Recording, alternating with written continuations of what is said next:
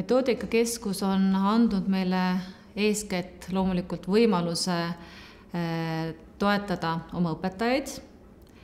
Ta on andnud võimaluse tuua lähemale koolitused. Meil on tekkinud väga mõnus võrgustik.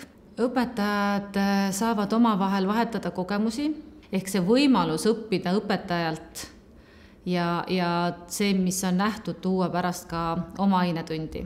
See on võimalus teha midagi suuremat ja võimalus pakkuda tuge oma piirkonna koolidele.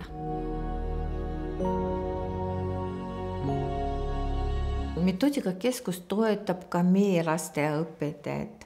Nad saavad julgemaks ja saavad rääkida ja jagada oma kogemusi ka teiste asutuste inimestele. Kui on soov kandideerida Metoodikakeskusest, ei ole üksi. Ja Eesti Keele Instituut toetab meid.